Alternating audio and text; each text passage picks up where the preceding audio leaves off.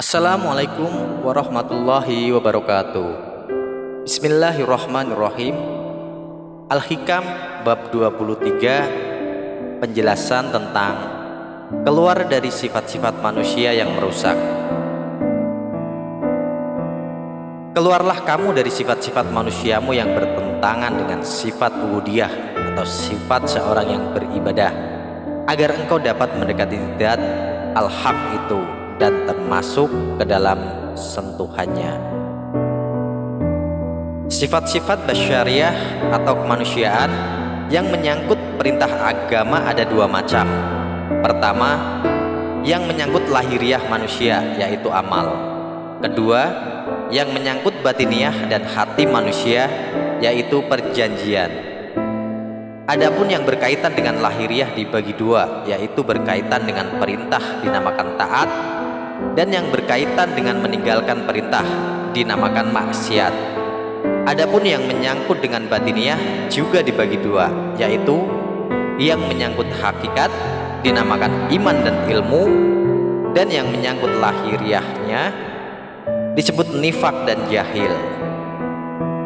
Sesungguhnya hati itu adalah ibarat penguasa dari suatu kerajaan yang akan menghalau setiap musuh yang datang menyerang kerajaan jasadnya. Sedangkan iman dan ilmu adalah senjata dan perisai untuk menahan dan memukul musuh dari daerah kekuasaannya, seperti juga yang telah dijelaskan oleh Rasulullah SAW dalam hadis yang berbunyi, sesungguhnya dalam tubuh anak Adam itu ada segumpal daging. Apabila gumpalan daging itu baik, maka baiklah sekujur tubuh. Akan tetapi apabila gumpalan daging itu rusak, maka rusaklah pula sekujur tubuh. Adapun hati yang soleh itu ialah mensucikannya dari sifat yang rusak. Sifat-sifat yang dapat menutup hati itu adalah nifak, khusyuk, yang berupa kibir, ujub, riya, menggunjing, dengki, tergila-gila dengan kekuasaan dan harta, khawatir jatuh sengsara dan susah, suka menjilat kepada orang-orang kaya dan menjauhi orang-orang miskin.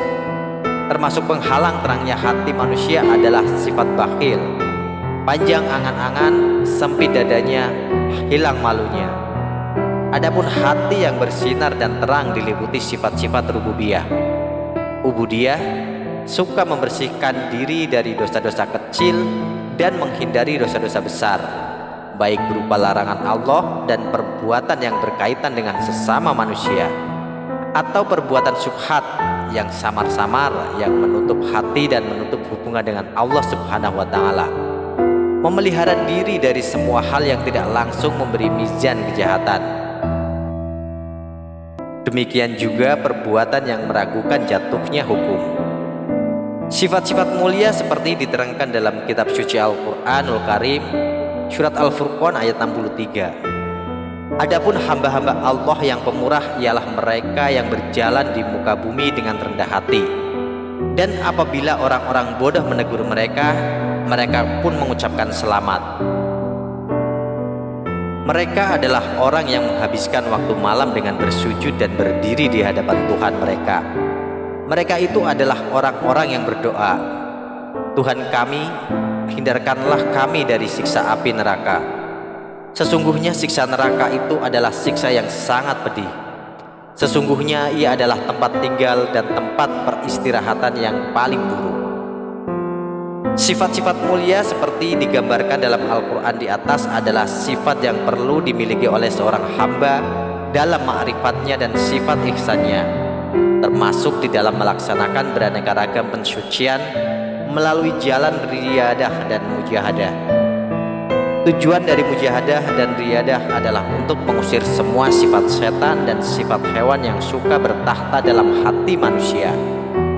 Untuk sampai kepada tingkat makrifat yang dituntut oleh yang hendak mendekati Tuhannya, maka syarat seperti melepaskan diri dari kehendak duniawiyah, seperti hasrat suka menonjolkan diri, mengecilkan orang lain, atau membiarkan diri tenggelam dalam hawa nafsu maksiat yang menutup hati sanubarinya datang kepada Allah Subhanahu wa Ta'ala. Kendala yang tidak menyampaikan seorang hamba kepada Tuhannya seperti hawa nafsu, datangnya dari ambisi-ambisi duniawi yang tidak terkendali dan sangat bersifat individual yang jelek. Akibat dari suka mengikuti nafsu duniawiyah, orang mendahulukan kepentingan hawa nafsunya dari kehendak mendekatkan diri kepada Allah dan jauh dari kehendak mensyiarkan Islam. Allah berfirman dalam surat Jatsiyah ayat 22, apakah kamu tidak melihat orang yang menempatkan hawa nafsunya sebagai Tuhan sesembahannya? Orang ini digambar oleh Nabi Shallallahu Alaihi Wasallam sebagai orang yang menghambakan diri atau terbelenggu dalam pengaruh dunia, lalu mereka menjadi hamba ambisi dan kehendaknya yang berlebih-lebihan. Orang-orang yang banyak mengikuti hawa nafsunya itu adalah Abdul Dinar, hambanya uang dinar, atau Abdul Dirham, hambanya uang dirham. Sifat-sifat tamak pun adalah salah satu penghambat bagi hamba yang ingin meninggalkan alam duniawi yang jauh dari rahmat Allah. Sebab sifat tamak akan menyulut api dengki dan iri, dan kehendak buruk lainnya seperti ingin menguasai milik orang dengan cara yang tidak benar. Demikianlah penjelasan Al-Hikam bab 23 tentang keluar dari sifat-sifat manusia yang merusak. Semoga bisa bermanfaat untuk kita semua. Wassalamualaikum warahmatullahi wabarakatuh.